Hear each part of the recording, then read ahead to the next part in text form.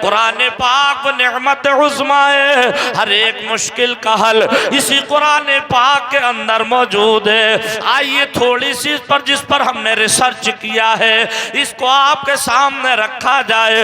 अगर हमारे घर में कोई 6 साल का बच्चा रोने लगे, अगर कोई 7 साल का बच्चा रोने लगे, हम पूछेंगे बेटा क्यों रो रहे हो, कहेगा अब्बा जान मेरे पेट में दर्द है। हम डॉक्टर से दवाई ले लेंगे, दर्द ठीक हो जाएगा। खुदा ना करे अगर 5 साल का बच्चा रोने लगे, रोना बंद ना हो, हम पूछे बेटा क्यों रो रहे हो, कहेगा अब्बा जान मेरे सर में दर्द है या बुखार है, हमने डॉक्टर से दवाई ली आराम लग गया। लेकिन अगर उसी घर में अगर कोई 6 दिन का बच्चा रोने लगे, 6 घंटे का बच्चा रोने लगे, अब कौन माई का लाल है जो बच्चे से कलाम कर ले बेटा क्यों रो रहे हो, इसलिए कि वो तो बोलने की सलाहियत नहीं रखता, वो तो बोलने की ताकत नहीं रखता। हमने कहा है कुरान पाक क्या तेरे अंदर उसका भी हल मौजूद है जिसकी हम भाषा को न जानते हो, जिसकी हम बोली को न समझते हो। तो बिलारी के बुजुर्गों दोस्तों, आज इंशाअल्लाह मैं इसी कुरान पाक से उसका हल भी निकाल करके आपके सामने बयान करूंगा। अगर पहले आपको मुबारकबाद तो दे दूं, अभी मैंने मुबारकबाद नहीं दी है इसलिए कि 2-3 नौजवान उठ करके जा रहे थे। जब कोई उठ करके जाता है तो मुझे रिएक्शन होने लगता है अजीज़ाने गिरामी, इसलिए कि जलसा कोई खेल नहीं करना करवाना, बड़ी जिद्दोजहद बड़ी मेहनत लगती है।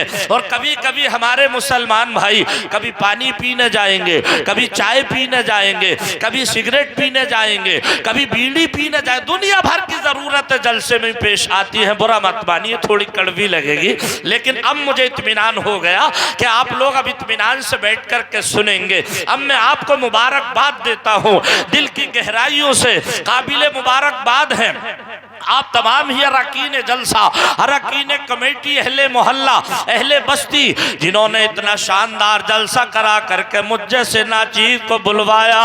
दिल की गहराइयों से मुबारकबाद देता हूँ और ये कह करके देता हूँ कि जो बस में नबी को सवारा करेंगे, जो बस में नबी को, जो बस में नबी को अज सवारा करेंगे, वो बख्शी का अपनी सहारा करेंगे, वो बख्शी का अपनी।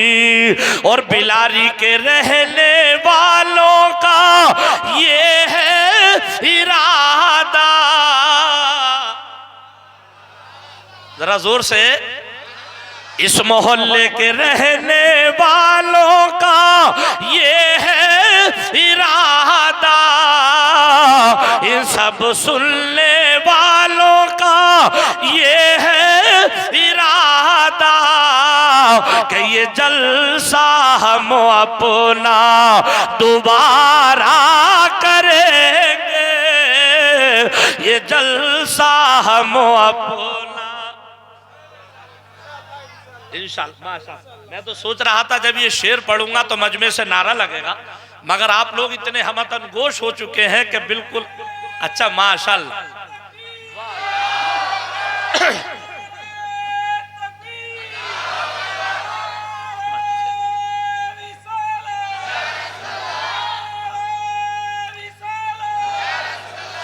अरे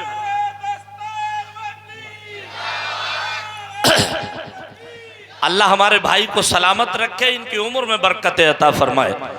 मुझे ऐसा लग रहा है मैं किसी छोटे जलसे में नहीं बल्कि बड़ी कॉन्फ्रेंस में तकरीर कर रहा हूँ।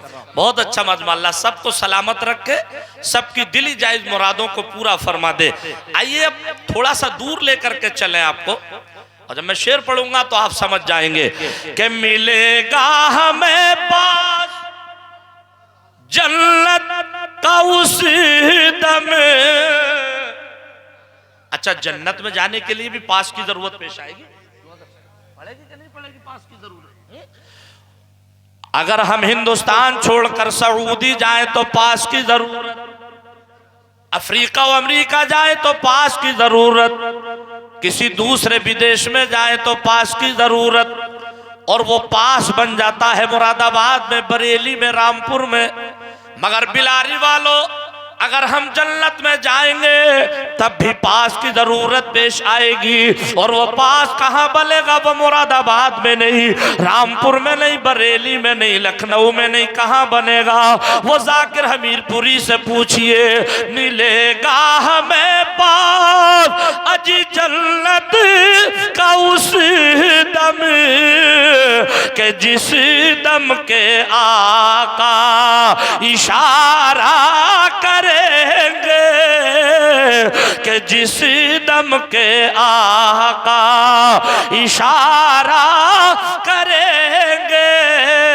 बरादराने मिल्लत इस्लामिया, हमने सवाल किया कुरान पाक की बारगाह में, ये कुरान पाक हमारे घर के अंदर अगर कोई 6 दिन का बच्चा रोने लगे, हमने डॉक्टरों को दिखाया, हकीमों को दिखाया, काम न चला, बच्चे का रोना बंद न हुआ, अब निगाह जाती है तावीज गंडे वालों के पास कि चलो कहीं नजर तो ना लग गई, कहीं ऐसा तो ना हो गया, वहां लेकर पहुंचे फिर भी काम न बना।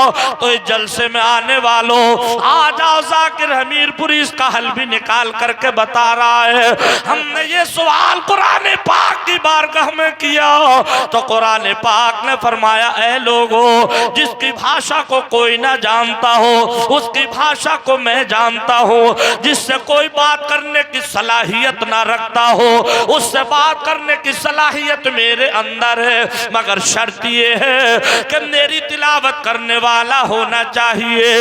हमने कहा कुरान पाक, हम तेरी तिलावत करने के लिए तैयार हैं, बता हम 6 घंटे के बच्चे को कैसे खामोश करें? कुरान पाक ने फरमाया, ऐ लोगों, मेरे अंदर 30वां पारा है, रिकॉर्ड करने वाले रिकॉर्ड करें, नोट करने वाले नोट करें। कुरान पाक ने फरमाया, मेरे अंदर 30वां पारा है, 30वें पारे में सूरत है जिसको कहते हैं सूरह वल असर, ये 2 लाइनों में है। सूरह वल असर कहती है, लोगों, अगर कोई ऐसा बच्चा रोने लगे जिसका रोना बंद ना हो तो मुझे मैं बिस्मिल्लाह के 7 मर्तबा पढ़ करके उसके दाहिने कान में दम कर दो। 7 मर्तबा पढ़ना तो तुम्हारा काम है, और फिर बच्चे को सुकून से सुलाना मेरा काम है।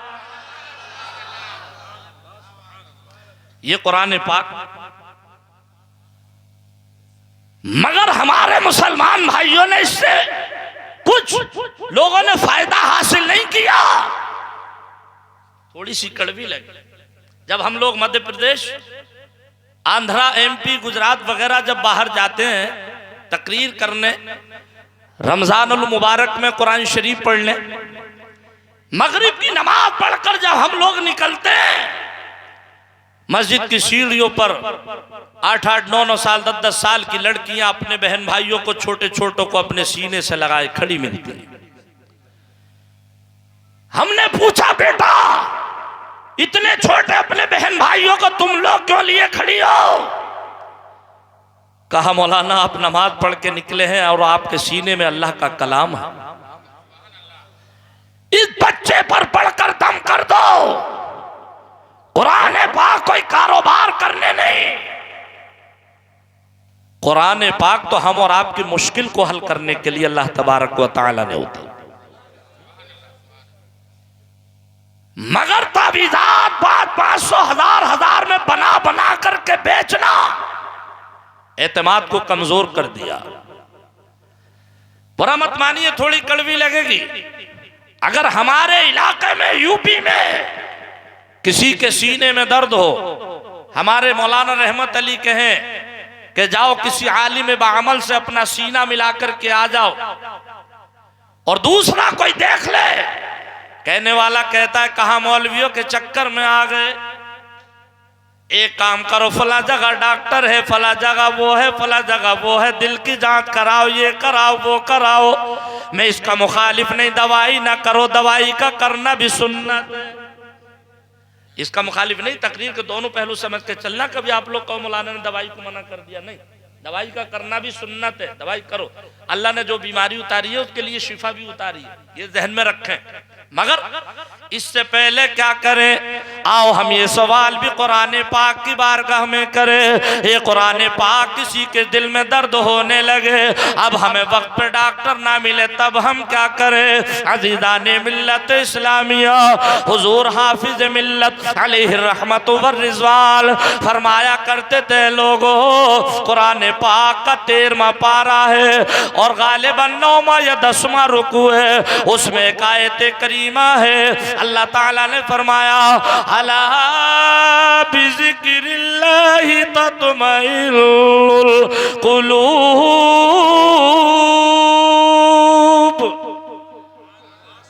जरा जोर से बोलो। मैं लतीफे उतीफे तो नहीं सुनाता हूँ, आप लोग इसको सुनते रहिए, इंशाअल्लाह ये मोहब्बत का जाम है। क्या है? अब आपको न बीड़ी याद आएगी, न सिगरेट याद आएगी, न पानी याद आएगा, मैं आपको मोहब्बत का जाम पिला रहा हूँ। अल्लाह ताला ने फरमाया, अला बिज़िक्रिल्लाहि तत्मइन्नुल कुलूब। बेशक दिलों को इत्मीनान जो हासिल होता है वो अल्लाह ताला के जिक्र से होता है। तो हुजूर हाफिज मिल्लत क्या फरमाया करते थे, लोगों अगर कोई शख्स, कोई हम और आम में से या सारे लोग हर फर्ज नमाज के बाद अपना दाहिना हाथ अपने दिल के ऊपर यूं करके रख ले और 11 मरतबा इस आयत करीमा को पढ़ ले, तो उसकी मौत किसी और बीमारी में तो हो सकती है, मगर हार्ट अटैक में उस शख्स की बीमारी नहीं हो सकती। आज 50% लोग इसके मरीज हो चुके हैं। कोई कुछ करा के आ रहा है, कोई कुछ करा के आ रहा है, कोई कुछ करा के। अभी हमने फैज़ हासिल नहीं किया, सिर्फ सुनते हैं, अमल नहीं करते, थोड़ी कड़वी लगेगी। कुरान पाक के अंदर किस मुश्किल का हल मौजूद नहीं, मगर हमने कुछ आप लोगों को सुनाया नहीं और कुछ आप लोगों ने अपने बच्चों को पढ़ाया। कुरान पाक के अंदर कौन सी चीज का हल नहीं, मगर शर्त यह है कि हम तिलावत करने वाले हो जाए। हमारा भरोसा इंग्लिश पे ज्यादा है, हमारा भरोसा हिंदी पे ज्यादा है। अपने बच्चों को दीनी तालीम सिखाओ, हदीस मुस्तफ़ा पढ़ाओ। मैं इसका मुखालिफ नहीं कि हिंदी ना पढ़ाओ, इंग्लिश ना पढ़ाओ। अल्लाह के करम से मेरे बच्चे भी पढ़ रहे हैं। एक बेटा मौलवी भी हो गया, फिर भी उर्दू से बीएड कर रहा है। पहले अपने बच्चों को कुरान पाक पढ़ाओ, हदीस पाक पढ़ाओ, फिर उसके बाद में हिंदी इंग्लिश भी पढ़ाओ। इतना पढ़ाओ ताकि हमारे बच्चे डॉक्टर भी बने, इंजीनियर भी बने, मास्टर भी बने। हमें जरूरत है डॉक्टरी की भी, हमें जरूरत है मास्टरी की भी, लेकिन पहले इन सारी चीजों से बनने से पहले गुलाम रसूल बनाओ बच्चों को, कुरान पाक पढ़ाओ और फिर इंग्लिश पढ़ाओ। इतना पढ़ाओ ताकि बच्चे डॉक्टर बने। इसलिए कि जब हमारे बच्चों के पास कुरान पाक का इल्म होगा और फिर डॉक्टर बनेंगे तो किडनी चोर डॉक्टर नहीं बनेंगे, बल्कि ईमानदारी से ऑपरेशन करने वाले डॉक्टर बनेंगे। वरना कितनियों की किडनी गायब हो गई, पता ही नहीं चला। क्यों? इसलिए कि कुरान पाक का इल्म है, नहीं तो ईमानदारी कहां से होगी। इतना इल्म सिखाओ जितने से के जरूरियात का पता चल जाए, हलाल हराम की पहचान हो जाए। अभी तो तुमसे घरों में जिंदगी गुजारना भी नहीं आता, ये पता नहीं कि बीवी के हुकूक क्या है, माँ के क्या है, बहन के क्या। शरीयत ने सबके हुकूक अलग-अलग बयान फरमाए। उसके बावजूद भी हम घरों में देखते हैं कि आए दिन हमारे घरों में लड़ाई झगड़े, बिलखुसूस मियाँ बीवियों का तनाव। कोई औरत कहती है मौलाना शौहर प्यार नहीं करता, तो कोई शौहर कहता है मौलाना बीवी मोहब्बत नहीं करती। कड़वी लगेगी, बहुत बड़ी बात बोलने के लिए जा रहा हूं इन उलमाए किराम की दुआओं का सहारा लेकर। मोहब्बत कहां से होगी? तुमने तरीका मुस्तफा को छोड़ दिया और बहन बेटियों ने तरीका फातिमा तो जहरा को छोड़ दिया। थोड़ी सी अनबन हुई घर में, फौरन तलाक। मियाँ बीवियों में हल्की फुल्की हुई, तलाक देना कोई इस्लाम में नाजायज नहीं है, जायज है, मगर कब जायज है? जब उसके शराइत पाए। बगैर जरूरत के तलाक ना दो, हल्की फुल्की कमी में तलाक ना दो, सब्र करो, सब्र करो। अभी नहीं आ रही समझ में? किसी का रिश्ता हुआ, किसी बेटी का रिश्ता हुआ, किसी बहन का रिश्ता हुआ, मेरी बहन आपकी बहन, मेरी बेटी आपकी बेटी, दो दो नहीं एक ही बात है। रिश्ता कर दिया, अब ये कोई खूनी रिश्ता तो है नहीं, कोई ज़रूरी नहीं कि शौहर कैसा मिले, हमारी बेटी को उसका शौहर कैसा मिले, या हम अपने बेटे की शादी कर रहे हैं, हमें इसका इल्म नहीं कि हमारे बेटे को होने वाली दुल्हन कैसे मिले। मैं बड़ी आसान लफ्ज़ों में तकरीर करूँगा ताकि आप कुछ लेकर के जाएं। माशाअल्लाह हक अदा कर दिया, आपकी समात बहुत अच्छी है। एक शायर ने तो यूँ कहा है कि कदम उठ रहे, जरा जोर से, कदम उठ रहे हैं मदीने की जानिब, सितारों से अब रास्ता पूछ लूंगा। पीछे तक आवाज आनी चाहिए कि कदम उठ रहे मदीने की जानिब, सितारों से अब रास्ता पूछ लूंगा। मेरे मुस्तफा को तो सब जानते हैं, मेरे मुस्तफा को तो सब जानते हैं, किसी से भी उनका पता पूछ लूंगा। नारे तकबीर, नारे रिसालत, जश्न दस्तगीरी, मदरसा इस्लामुल मुस्लिमीन, फैज़ाने सदरुल्लाह फाजिल, फैज़ाने सदरुल्लाह फाजिल।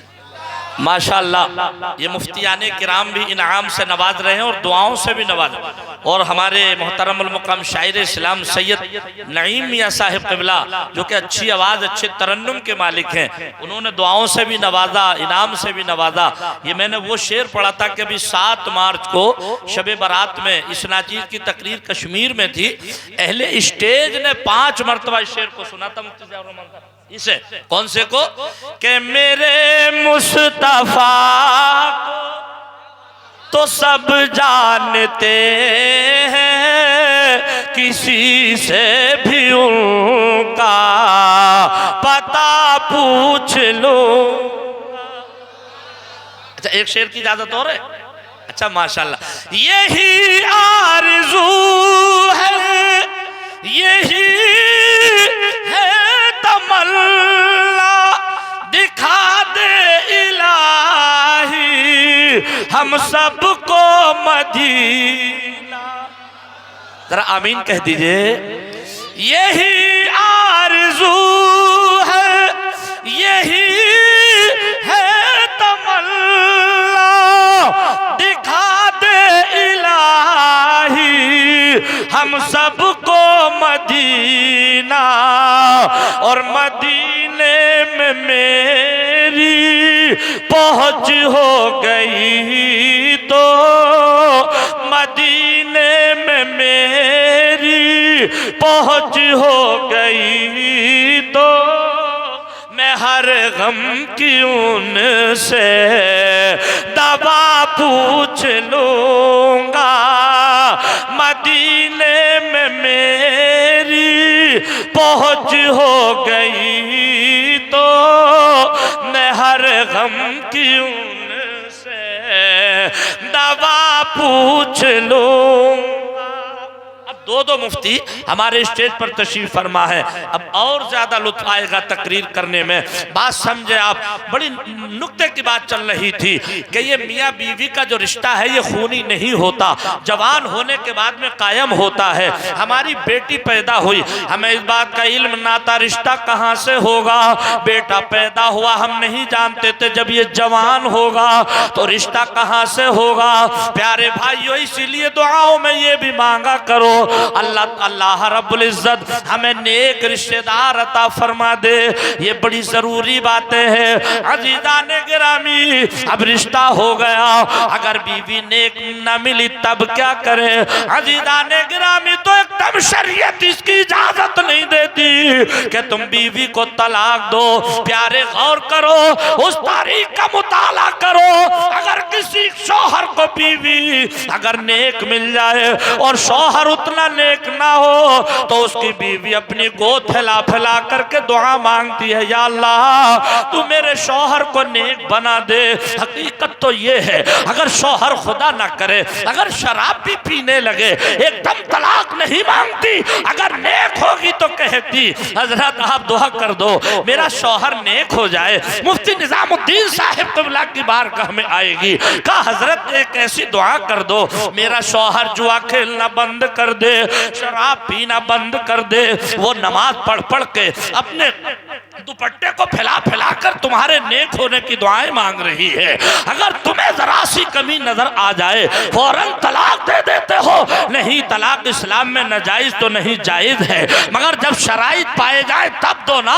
ये जलसा जलसा ही नहीं प्यारे, ये एक रात का मदरसा है। मैं पढ़ा रहा हूँ, आप पढ़ रहे हैं। मुफ्ती ज़ियाउर रहमान पढ़ा रहे थे, आप पढ़ रहे थे।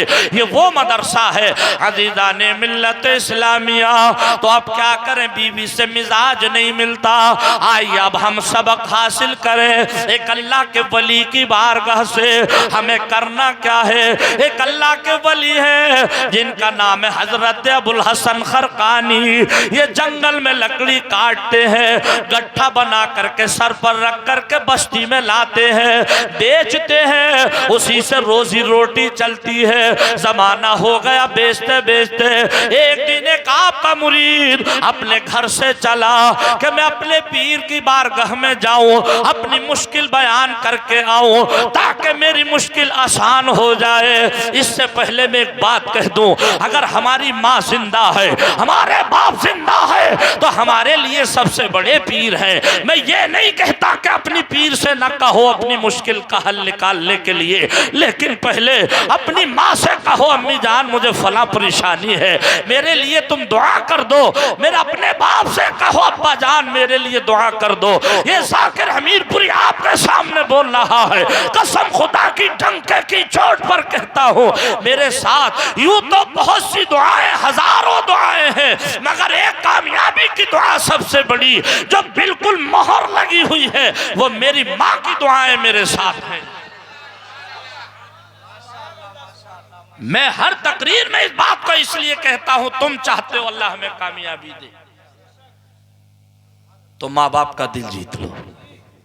ख्वाजा गरीब नवाज में चादर चढ़ाने जाओ, साबिर पाक में चादर चढ़ाने जाओ तो पहले माँ के सर को देख लो, माँ का दुपट्टा तो फटा हुआ नहीं। पहले बाप के सर को देख लो, बाप के सर पे टोपी तो फटी हुई नहीं। बाप के सर पे टोपी फटी हुई, तुमने ख्वाजा गरीब नवाज के मज़ार पर चादर चढ़ाई जाकर के, क्या बाप को नाराज करके जाओगे तो ख्वाजा खुश होंगे? माँ को नाराज करके जाओगे तो साबिर पाक खुश होंगे? हजरत उवैस करनी ने प्यारे आका सल्लल्लाहु तआला अलैहि वसल्लम की बारगाह में जाने का जब जब इरादा फरमाया, उसी रात में सरकार ने फरमाया ए उवैस माँ की खिदमत कर। सिला क्या मिला? विसाल के वक्त सरकार ने यही तो फरमाया था, मेरा लिबास हजरत उवैस करनी को दे करके आना। मकाम देखे पता ये चला माँ को राजी करना कितना जरूरी। अच्छा चलिए एक बात यहाँ और बता दूं, मैंने अभी थोड़ी देर पहले कहा था ना कि दोनों पहलू समझाने चाहिए और समझने भी चाहिए। क्या सिर्फ माँ का ही मर्तबा है? हम नई गाड़ी लाए खरीद करके, 4 व्हीलर लाए, मोटरसाइकिल लाए, प्लेट लगी हुई है पीछे मोटरसाइकिल के, रास्ते में हमें नंबर लिखने वाला मिला, हमने उससे कहा भाईजान हमारी मोटरसाइकिल की तख्ती पर लिख दो ये मेरी माँ की दुआएं हैं। कार लेकर के आए, स्कॉर्पियो या कोई भी गाड़ी लेकर के आए, हमने कहा भाईजान इस पे आप लिख दो, पेंटर से कहा इस पे लिख दो मेरी माँ की दुआएं हैं। नाजायज तो ये भी नहीं है, लिखवा लिया, घर आए। अब अगर बाप पढ़े लिखे हुए, बाप की नजर पहुंची तख्ती पर, प्लेट पर लिखवा करके लाया है मेरी माँ की दुआएं हैं, तो हो सकता है कि बाप के जहन में एक सवाल खड़ा हो जाए कि बेटा 3-3 वक्त का फाका करने के बाद में पढ़ाया तो मैंने था, लिखाया मैंने था, मैंने गर्मी ना देखी, सर्दी ना देखी, बारिश ना देखी, आंधी ना देखी, तूफान ना देखा, पढ़ाया मैंने। और आज अल्लाह तबारक व तआला ने तुझे गाड़ी खरीदने के लायक बना दिया तो सिर्फ माँ का नाम लिखवा करके ले आया। तो बोलो बाप के दिल पर चोट लगेगी कि नहीं लगेगी? आ रही है या जा रही है? अच्छा माशाल्लाह आ रही है। हाँ हाँ, चोट लगेगी कि नहीं लगेगी? अब जब बाप के दिल पर चोट लग गई और माँ राजी हो गई तो जन्नत मिलेगी? जरा जोर से। बहुत अच्छी समात है।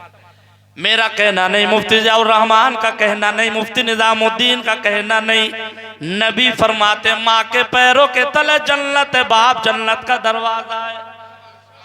अब तख्ती पर लिखवा लिया माँ की दुआएं हैं, हम दोनों को कैसे राजी करें? तो जश्न दस्तार बंदी में आने वालों माँ की दुआएं लेकर के जाओ। मैं तो कहता हूँ अल्लाह ताला माँ की दुआओं से तुम्हें 4 व्हीलर ही नहीं बल्कि 6 व्हीलर दिलवा ले और ज्यादा व्हीलों वाली दिलवा दे।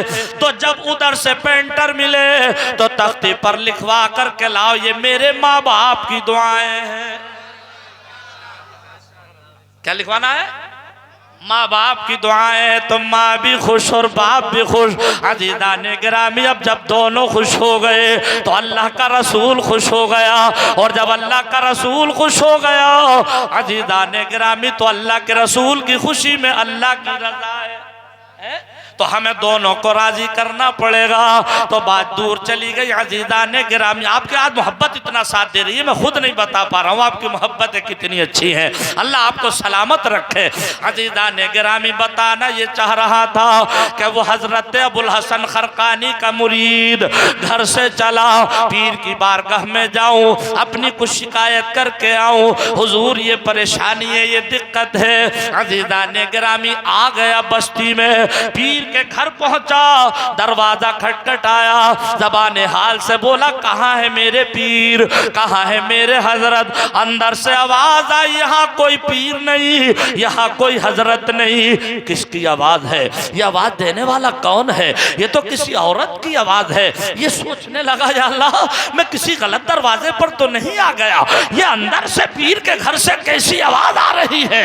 ये तो औरत की आवाज है। तकरीर दिल की डायरी पर नोट करिएगा। जा रहा था पलट करके, इतने में पड़ोसी निकल करके आ गया। कहा भाई कहाँ जा रहे हो? इसने कहा आया था पीर की बारगाह में ताकि कुछ बातें हासिल करूं, अपनी मुश्किल का हल लेने के लिए, लेकिन अंदर से ऐसे ऐसे आवाज आई है यहाँ कोई पीर नहीं। तो पड़ोसी वाला भाईजान यही तुम्हारे पीर मुर्शिद का मकान है, यही हजरत अबुल हसन खरकानी का मकान है, आप मेरे घर बैठो। उसने बिस्तर लगाया, ठंडा पानी पिलाया। नबी फरमाते हैं पड़ोसी के साथ हुस्ने सुलूक से पेश आया करो, और नबी ने मुतलकन फरमाया पड़ोसी के साथ हुस्ने सुलूक करो। ये नहीं फरमाया अपना हो तभी करो, बेगाना हो तब मत करो। नबी ने फरमाया पड़ोसी के साथ हुस्ने सुलूक करो। कभी कभी उतनी जल्दी भाई काम नहीं आता, इतनी जल्दी पड़ोसी काम आ जाता है। नबी फरमाते हैं पड़ोसी के साथ उसने सुलूक करो। अब पड़ोसी ने बिठाया, अब ये बैठा है इंतजार में। उधर पीरो मुर्शिद ने देख लिया निगाह विलायत से कि मेरा मुरीद आया है मुलाकात करने के लिए। तो प्यारे इससे पहले जब लकड़ी लाते थे तो लकड़ी का गट्टा सर पर रख करके लाते थे। आज पीरो मुर्शिद ने देख लिया मेरा मुरीद आया है तो लकड़ी का गट्टा अपने सर पर नहीं बल्कि लकड़ी का गट्ठा शेर की पीठ पर रखा, शेर की कमर पर रखा। अब उसे हाँकने के लिए चाबुक की जरूरत है, चाबुक की जगह सांप का इस्तेमाल किया। शेर पर बैठे, लकड़ी का गट्ठा पीठ पर है, हाथ में चाबुक की जगह सांप है। बिलारी वालों सुनो, हमारा मजहब मजहब क्या सिखाता है, हमारा इस्लाम क्या सिखाता है। अज़ीज़ाने गिरामी, जलसों में बैठा करो तो अल्लाह और उसके रसूल की रिजा हासिल करने के लिए बैठा करो। ज़ाकिर हमीरपुरी को दिखाने नहीं, मुफ्ती निज़ाम साहब को दिखाने नहीं, बल्कि ये नियत लेकर के बैठा करो अल्लाह हमसे राजी हो जाए, हम उसकी रिजा हासिल करने के लिए बैठे हैं। आए हैं पीरो मुर्शिद बस्ती में। अज़ीज़ाने मिल्लत इस्लामिया, जैसे ही घर की चौखट पर आए, मुरीद पड़ोसी में से देख रहा है, पड़ोस में से खुशी में फूले न समाया, इसलिए कि इतना शक्तिशाली पीर, इतना पावरफुल पीर जो कि शेर की पीठ पर लकड़ी का गट्ठा रख कर के लाए। आया मुरीद उठ करके जल्दी से लकड़ी का गट्ठा अपने हाथों से उतार करके रखा और बोला, हुजूर मुझे बड़ी खुशी हो रही है, मेरे पीरो मुर्शिद इतनी ताकत के मालिक हैं। और अंदर से ये आवाज आ रही है, गौर सुनिएगा, गौर से सुनिएगा। अंदर से ये आवाज, आपने फरमाया बेटा इसके आगे कुछ ना बोलना। फौरन खामोश हुआ, कांपने लगा। हजरत ने उतरने के बाद बैठे, ठंडा पानी पिया, मगर इससे बात बर्दाश्त नहीं हो रही थी। इसने कहा, हुजूर मैंने ये बात इसलिए कही कि जब मैंने आके चौखट पर ये आवाज दी तो अंदर से ये आवाज आई। कहा, बेटा तू मेरे अंदर जो कमाल देख रहा है ये इसी मेरी शरीक हयात की देन है। जो ये बोल रही है यहां कोई हजरत नहीं, यहां कोई पीर नहीं, इसी की देन। इसकी आंखों से आंसू निकल पड़े। कहा, हुजूर वजाहत फरमा दीजिए। आपने फरमाया, तूने नबी का फरमान नहीं सुना कि कभी इस तरीके से कोई वारदात सामने आए बीवी की तरफ से तो एकदम उसे मारो मत, डांटो मत, सब्र करो, सब्र करो। शरीयत एकदम तलाक की इजाजत नहीं देती, सब्र करो। मेरी बीवी ने ज्यादती की, मैंने सब्र किया, ज्यादती की, मैंने सब्र किया। अल्लाह ताला ने मेरे ये बरातिब इतने बुलंद फरमाए, जो कुछ तो देख रहा है। ये गुफ्तगू अंदर से बीवी सुन रही थी, दिल की दुनिया बदल गई, आंखों से आंसू निकल पड़े, कदमों में गिर पड़ी, कहने लगी, मेरे सर के ताज, आज तक मैंने आपको पहचाना ही नहीं था। मैं अपनी तमाम खताओं की, तमाम गलतियों की आपसे माफी चाहती हूँ। आप मेरी गलती को माफ फरमा दें, अल्लाह ताला की बारगाह में भी मेरी तरफ से माफी दिला दें। अज़ीज़ाने मिल्लत इस्लामिया, आजकल का कोई नौजवान होता मामूली सी ज्यादती पर तलाक दे देता, तलाक दे देते, और तलाक भी वो नॉन स्टॉप तलाक चल रही है, मैंने तलाक दी दी दी, रुकता ही नहीं जब लो सांस नहीं भर जाती। और फिर मुफ्ती ज़ियाउर रहमान साहब के पास जाएगा, हजरत मैंने बीवी को तलाक दे दी, क्या हो गई? अब जब दिए तो होगी ना, तो और क्या होगा, अब तलाक दे दी। तो फिर यूं कह रहा, हजरत कोई है जुगाड़? जुगाड़? बोले हाँ हजरत। बोले अच्छा ये बता तलाक कितनी दफा दी? तो यूं करके बोला, हजरत 2.5 दफे दी। आपने फरमाया, बेवकूफ, कहीं 2.5 भी तलाक होती होंगी, कैसे दी बता 2.5 दफा? बोले हजरत 2 दफा तो मैंने कहा कि मैंने तुझे तलाक दी, मैंने तुझे तलाक दी, और तीसरी मर्तबा कहा तलाक, तो 2.5 दफा दी। ये बेवकूफ बना रहा है उलमाए किराम को।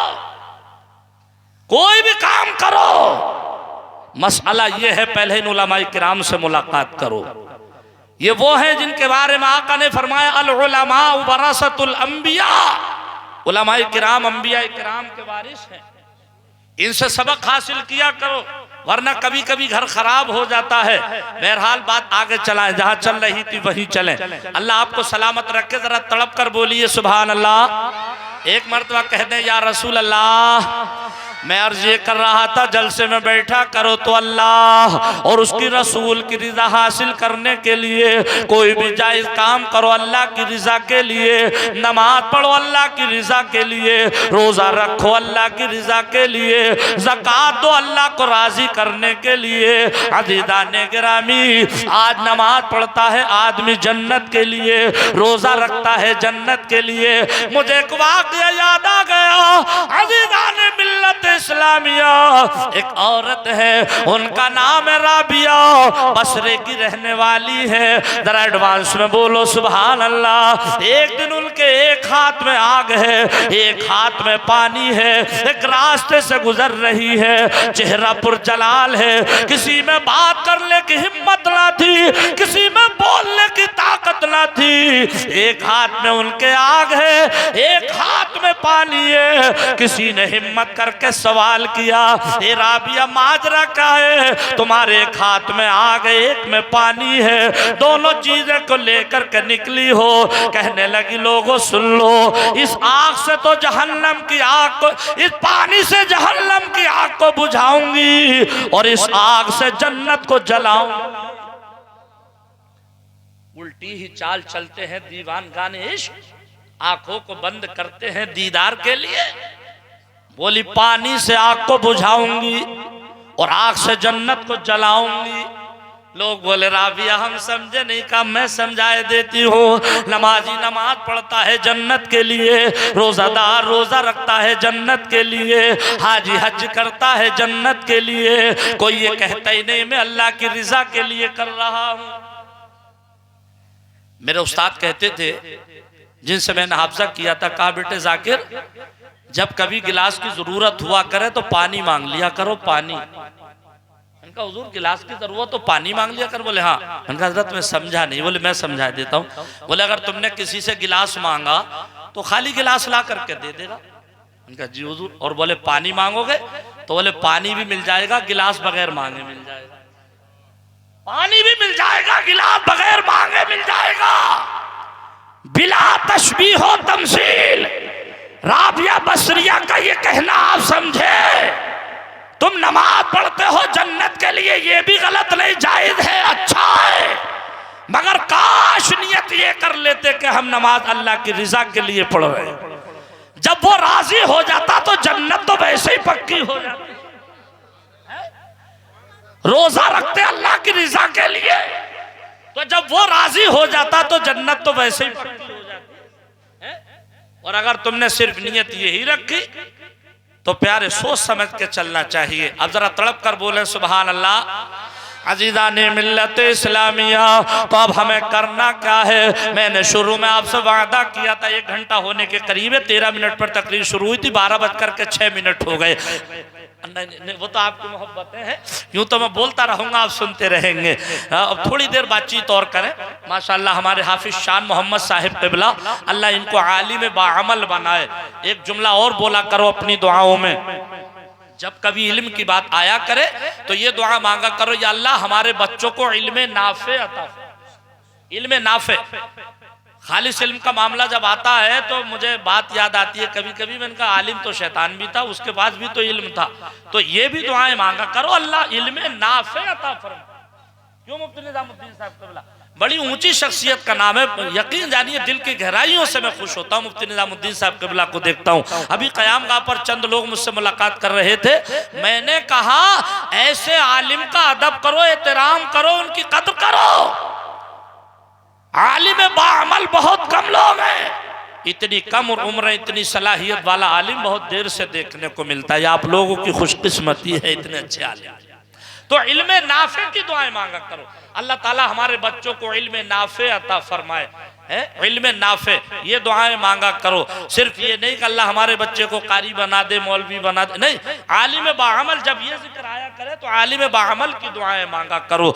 अजीज़ान मिल्लत इस्लामिया, जब आपका बच्चा मदरसा इस्लाहुल मुस्लिमीन, मदरसे का नाम है इस्लाहुल मुस्लिमीन है ना, जब तक मुफ्ती निजामुद्दीन साहिब क़िबला के पास पढ़ने नहीं आया होगा, इनके बाप कहते होंगे मेरा बेटा आ रहा है, दादा कहते होंगे पोता आ रहा है, अगर ये नाना के घर को जाते होंगे इनके नाना कहते होंगे देवता आया है, मामू कहते भांजा आया है, चाचा कहते थे भतीजा आया है। बाप कहते थे मेरा लख्त जिगर आ गया, दादा कहते थे पोता आ गया। जब यही बच्चा शान मोहम्मद मुफ्ती निजामुद्दीन साहिब क़िबला के पास मदरसा इस्लाहुल मुस्लिमीन में पढ़ करके हाफिज कुरान बन गया, अब ये मुसल्ला इमामत पर जाएगा तो मुफ्ती निजामुद्दीन आएंगे, अगर पीछे से नियत करेंगे पीछे इस इमाम के, मुफ्ती जियाउर रहमान आएंगे, नियत होगी पीछे इस इमाम के, शान मोहम्मद के दादा आएंगे, नियत होगी पीछे इस इमाम के, लड़के के बाप आएंगे, नियत होगी पीछे इस इमाम के, चाचा आएंगे, नियत होगी पीछे इस इमाम के, या यूं कहेंगे पीछे अपने भतीजे के। क्यों, भतीजा तो है। अच्छा कह दिया तो नमाज हो जाएगी? नहीं होगी ना।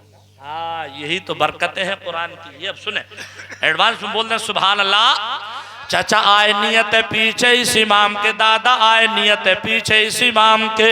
हमने कुरान पाक की बारगाह में सवाल किया है, कुरान पाक जब तक शान मोहम्मद मदरसा इस्लाहुल मुस्लिमीन में पढ़ने ना आया था, किसी का भतीजा था, किसी का पोता था, किसी का नवासा था, किसी का भांजा था, अब एक ही रिश्ता रह गया है कि पीछे इस इमाम के। तो कुरान पाक ने फरमाया ए लोगों, ये मेरा फैजान है, इसलिए कि ये मेरा हाफिज है और मैं इसका मुहाफिज हूं। ये है कुरान पाक की फजीलत और बरकत। और एक बात और सुन लो, थोड़ी सी कड़वी लगेगी। अजीज़ाने गिरामी, तुम किसी भी रास्ते से गुजर जाओ, किसी नगर से गुजर जाओ, किसी शहर से गुजर जाओ, किसी गली से निकल जाओ, तुम्हारे बारे में कुछ नहीं आता और मदरसे में पढ़ने वाला बच्चा मेरा मेहमान नहीं, मुफ्ती निजामुद्दीन का मेहमान नहीं, इन उलमा का मेहमान नहीं, बल्कि मेहमान रसूल है। और फिर